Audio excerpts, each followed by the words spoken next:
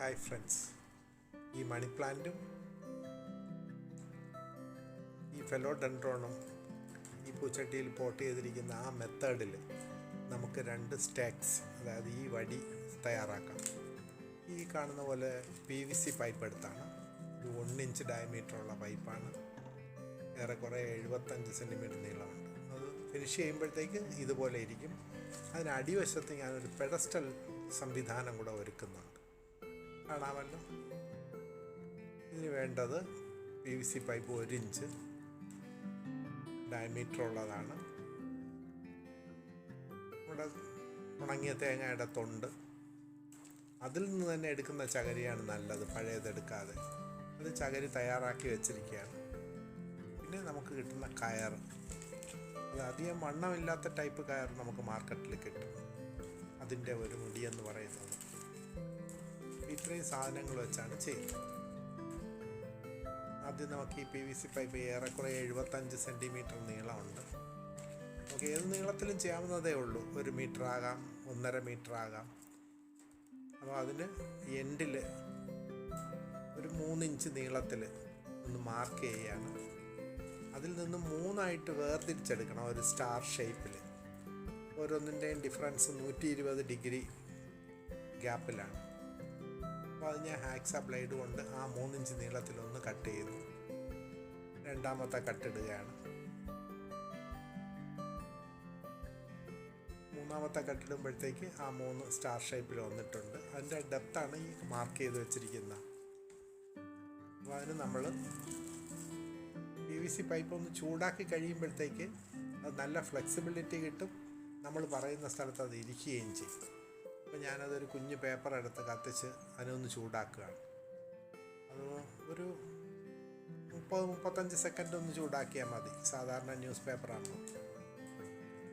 ഗ്യാസിൽ വെച്ചാണെങ്കിൽ വളരെ തീയും പുകയും ഒന്നും ഇല്ലാതെ നല്ല രീതിയിൽ ചൂടാക്കിയെടുക്കാൻ സാധിക്കും. ഒരുപാട് ചൂടാക്കേണ്ട കാര്യമില്ല.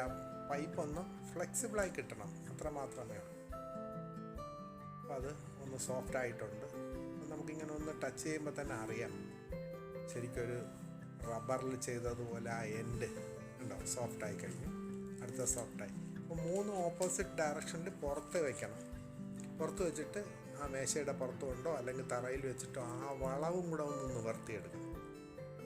ചൂടുണ്ടാവും, സൂക്ഷിച്ച് ചെയ്യണം. ഒന്നുകിൽ പേപ്പറോ അങ്ങനെ എന്തെങ്കിലും കൊണ്ടൊന്നും ചെയ്യാം. തണുപ്പിക്കാൻ പാടില്ല, കാരണം ആ ഷേപ്പ് വന്ന് ഇതൊരു പെഡസ്റ്റൽ പോലെ, ഒരു കാല് പോലെ അത് ഇരിക്കണം. നല്ലൊരു ബാലൻസിങ് കിട്ടും. അപ്പോൾ അതൊന്ന് സകല നേരം തണുക്കുന്നത് വരെ ഇരിക്കുന്നത് കണ്ടോ. ഇപ്പം മേശയിൽ സ്വതന്ത്രമായിട്ട് അതിന് നിൽക്കാൻ സാധിക്കും. അപ്പോൾ ആ പൈപ്പിൻ്റെ പെഡസ്റ്റൽ ഉണ്ടാക്കുന്നത്, കാരണം ഇത് പൂച്ചട്ടിക്കകത്ത് നമ്മൾ പോട്ടിംഗ് മിക്സർ ഉപയോഗിക്കുന്നതിൽ താഴെ ഉറച്ച് നിൽക്കും. അങ്ങോട്ടും ഇങ്ങോട്ടും തട്ടിയാലൊന്നും ഇളകി പോകത്തില്ല. അതിൽ നമ്മൾ തയ്യാറാക്കി വെച്ചിരിക്കുന്ന ചകരി ചുറ്റണം. ആദ്യം അതിൻ്റെ ഏറ്റവും മുകൾ എൻഡിൽ ആ ഹോളെന്ന് അടയുന്ന രീതിയിൽ കുറച്ച് നീളമുള്ള ചകരി എടുത്ത് ഒരു പ്ലാസ്റ്റിക് നൂല് കൊണ്ട് കെട്ടണം. അതെന്തിനെന്ന് പറഞ്ഞാൽ അതൊരു പൊസിഷനിൽ കിട്ടാനാണ്.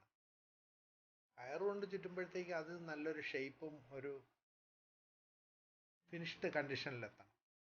ഈ ചകരിയെ പൊസിഷനിൽ ഇരുത്താനായിട്ട് ഏറ്റവും നല്ലത് പ്ലാസ്റ്റിക് നൂല് തന്നെയാണ്. പ്ലാസ്റ്റിക് നൂല് വേണ്ടത്ത രീതിയിൽ, ഇപ്പം ഞാൻ ചുറ്റുന്നതിൻ്റെ ഇരട്ടി ചകരി ചുറ്റി വേണമെങ്കിലും അത് എടുക്കാം. പക്ഷെ ഒരുപാട് വണ്ണം ഞാൻ എടുക്കുന്നില്ല, കാരണം ഇതൊരു 5 വർഷം വരെ ഈ പോൾ ഉപയോഗിക്കാൻ സാധിക്കും. ഈ സ്റ്റാക്കിൽ തന്നെ നമുക്ക് ചെടി നന്നായിട്ട് നിൽക്കും. അതിൻ്റെ കട്ടിങ്സ് എടുത്താൽ പോലും അതിന് പുതിയ പുതിയ തൈ വരികയും വളരെ ഭംഗിയായിട്ട് നിൽക്കും.